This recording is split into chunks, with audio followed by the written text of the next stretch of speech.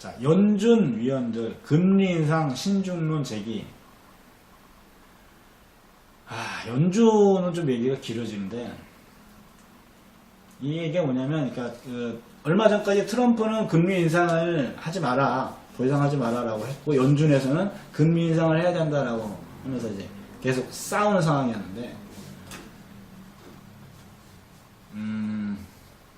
연준은 시켜서 연방준비은행이라고 우리가 이제 줄여서 연준이라고 하는데, 미 연방준비은행은 정부 기관이 아니라 사기업입니다. 사기업. 유대 자본 세력을 상징하는 기관입니다. 달러를 찍어내고 미 채권을 발행해서 미 정부로부터 거기에 대한 이자를 받아내는 개인 기업입니다. 모든 미국의 기득권을 쥐고 흔들어온 정책, 세계 각지의 전쟁, 내전, 쿠데타, 정권 교체를 배후 조종해온 자본가 집단이라고 볼 수 있습니다. 자, 연방준비은행에 대해서 조금 설명을 좀 드리면, 대단히 중요한, 전 세계사에 있어서 특히 우리 민족의 그 뼈아픈 슬픈 그 역사 속에 이 연준 애들이 제가 봤을 때는 아주 뿌리 깊게 자리 잡고 있어요.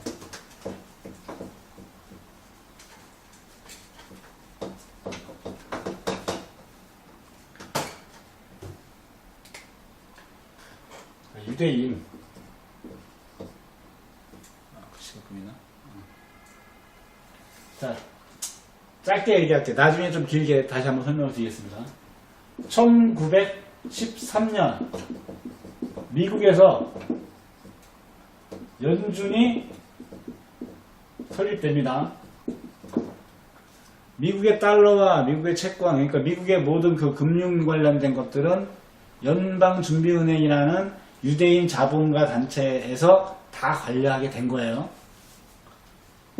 그만큼 미국의 경제 규모가 작았다는 얘기죠.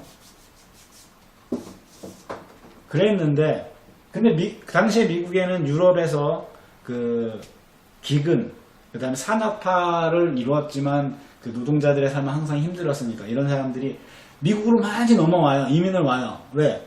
뭐 그 영화, 옛날 서부 영화 같은 거 보면 서부에서 금광, 그 다음에 뭐 석유, 뭐 이런 일확천금의 기회, 그리고 뭐 말 타고 막 달려가고서 깃발 꽂으면 거기 너 땅 해 해갖고서 하는 그런 정착, 그 땅은 넓은데 사람이 없었기 때문에 그 정착 하기 위해 노동력이 필요했기 때문에 그런 그 이주 정책 때문에 많은 사람들이 와서 노동력은 풍부했단 말이에요. 근데 그 경제적인 규모는 작았기 때문에 유대 자본애들이 이 돈을 다 자기들이 움직이는 걸로 이 정치권 애들을 다 구워 삶아서 연준 설립을 1913년에 마침내 해내요. 그 전에 미국의 그 역대 대통령들이 계속 반대하던 사람들이 죽기도 하고 뭐 많이 링컨도 이것 때문에 죽었습니다. 자, 그랬는데 결국은 1913년에 미국의 연준을 유대 자본애들이 설립을 해요. 그리고 무슨 일이 터져지면 1914년에 1차 세계대전이 터져요. 1차 세계대전이 터지면서 유럽이 다 전쟁터가 되면서 무기도 필요하고 생활물자도 필요하고 군사물자도 필요하고, 이거 어디서 다 대주냐? 미국에서 대줍니다. 그래서 미국의 경제력이 급성장을 합니다. 급성장을 했다가 1차 세계대전이 끝나고, 자, 경제가 급성장을 했으니까 노동자 계층에서 중산층들이 많이 생겼을 거 아니에요. 예전처럼 그렇게 막 빡시게 일을 안 해도 되는. 근데 갑자기 대공황이 옵니다. 경제 대공황이. 전 세계적인 경제 대공황이 옵니다. 근데 미국으로부터 시작이 돼서 그게 유럽까지 가는. 그 대공황으로 중산층이 다 무너지면, 중산층이 무너지면 어떻게 돼요? IMF 때 우리 경험했잖아요. 무너지면 돈 많은 사람들은 헐값에 집 다시 다 걷어오는 거잖아요. 땅, 공장. 이 대공황 시기가 끝난 게 언제냐? 2차 세계대전이 시작이 되면서 끝이 납니다. 2차 세계대전이 또 벌어지죠. 이때 또 미국은 경제성장 쭉. 이때 유럽의 경제 유럽 전체의 그거를 미국이 그 경제 규모를 넘어섭니다. 2차 세계대전 또 유럽은 폐허가 되고 미국은 안전하고, 그러다가 막판에 2차 세계대전에 개입을 해서 승전국 되고, 승전국이 돼서 승전국이 누리는 이권을 누리고, 또 미국이 다른 나라들은 지금 다 폐허가 되어 있고 돈도 별로 없고 한 상황에서 유엔을 만듭니다. 유엔이라는 기구를 미국이 주도하여 만들어서, 그 뒤로 전쟁에는 유엔이라는 이름으로 전쟁에 들어가죠.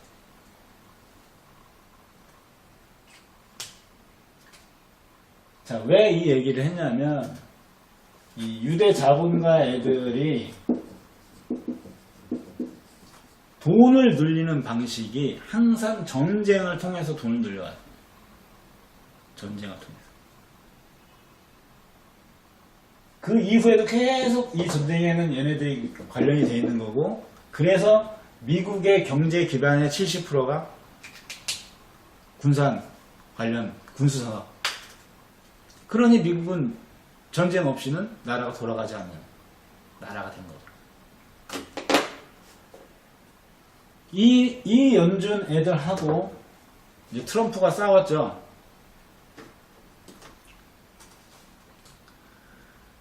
자, 중간 선거에서 하원을 민주당이 이제 딱 잡으니까, 민주당의 가장 많은 정치자금을 대주는 억만장자 스타이어라는 유대 자본가죠. 얘가 11월 11일 날 트럼프를 탄핵해라고 공개적으로 언론을 통해서 발표를 하죠. 근데 민주당도 바보가 아니기 때문에 탄핵을 하지 않습니다.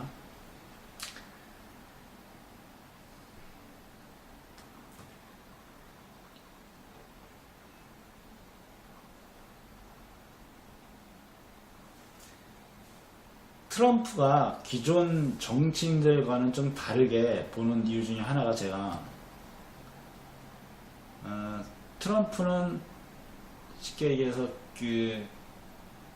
이 유대 자본 세력들이 얼마나 광범위한 힘을 가지고 있는지, 그리고 역사적으로 거기에 저항한 대통령들이 어떻게 됐는지 잘 알고 있는데, 알고 있으면서 지금 이 자본 애들하고 지금 정면으로 싸우고 있단 말이죠. 근데 그게 가능한 게 트럼프 입장에서도 조선하고의 평화협정이 잘 진행이 되고 잘 마무리가 되고, 그걸 통해서 중국, 러시아와도 큰 갈등 없이 어떠한 서로 각자 살 수 있는 어떤 영역 파이 분배가 되면 트럼프는 다음 차기 대통령까지 할 수 있는 상황이 되기 때문에, 어떻게 냉정하게 보면 트럼프, 조선, 중국, 러시아, 그렇게는 어떻게 보면 거의 그 공통적인 목표가 있고,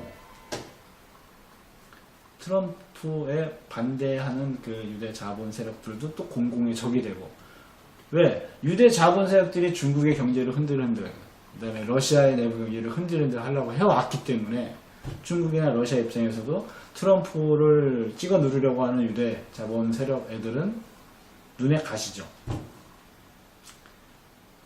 그런 겉으로 봤을 때는 막 무역 전쟁을 하면서 뭐 하고 있지만, 그 속을 들여다봤을 때는 그러한 이해관계가 맞기 때문에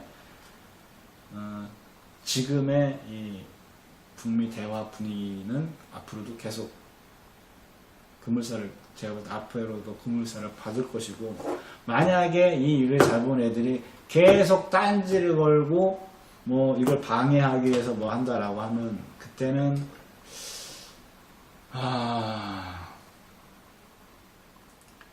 중동 어느 나라 하나가 박살이 날 겁니다. 자, 미국에 관련된 것을 좀 얘기를 하면서, 아까 연준에 대해서 얘기를 했는데, 조금 더 좀 자세하게 좀 몇 가지만 케네디 대통령이 암살을 당했죠. 근데 이 케네디가 달러의 발행권을 연방준비은행에서 다시 미 정부로 되돌리는 대통령령 서명을 해요. 그러니까 미국의 돈을 움직이는 그 힘을 다시 미 유대 자본애들에서부터 국가로 갖고 오려고 하는 대통령령을 서명을 해요. 케네디가 수많은 반대에도 불구하고. 그리고 5개월 있다가 총을 맞아 죽어요. 그리고 당시에 부통령이었던 애가 그 케네디가 맞아 죽은 날 비행기를 타고 워싱턴으로, 왜냐면 텍사스에 그 일이 벌어졌으니까 같이 있다가 텍사스에서 워싱턴으로 돌아오는 비행기 안에서 다시 연준에게 달러 발행권을 다시 되돌리는 대통령령에 사인을 해요. 그리고서 부통령이었던 그 사람이 다시 대통령이 되는. 그러니까 아주 명확한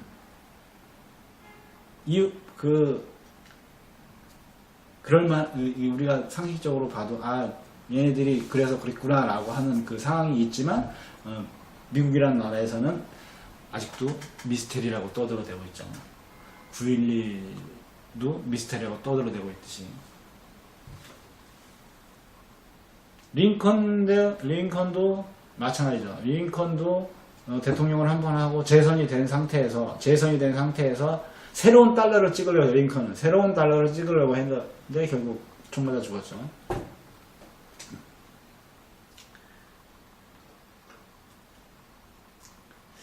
워싱턴 룰이라는 책자가 있어요. 이 워싱턴 룰이라는 책에서 보면 미국이 왜 전쟁을 계속 해야만 살아남을 수밖에 없는지에 대해서 이제 파헤친 핵인데, 여기에 이런 내용이 있어요. 워싱턴 룰의 관철에는 미 군사력의 세계적 주둔, 이 군사력에 의한 세계적 힘의 투사, 그리고 현존하거나 앞으로 예상되는 위협을 제거하기 위한 세계적 개입주의가 필요하다. 이를 성삼위일체라 부른다. 성삼위일체라 부른대요. 이 세 가지, 세계적 주둔, 군사력에 대한 힘의 투사, 그 다음에 현존하거나 또는 예상되는 위협을 미리 제거. 그러니 미국이라는 나라가 전 세계에 150개국가 중에 130개국가인가요? 미군이 뿌려져 있어요. 이게 말 안 듣겠는데 싶으면 제거하던가, 뒤집어 엎어버리던가. 그렇게 해왔다는 거예요. 전 세계 각지에서. 언제부터? 2차 세계대전 종전 이후부터 지금까지. 근데 이것을 왜 미국이? 근데 저는 이 성삼위일체라는 것 자체가 유대 자본가 세력 애들이 만든 거라고 저는 생각을 합니다. 왜냐하면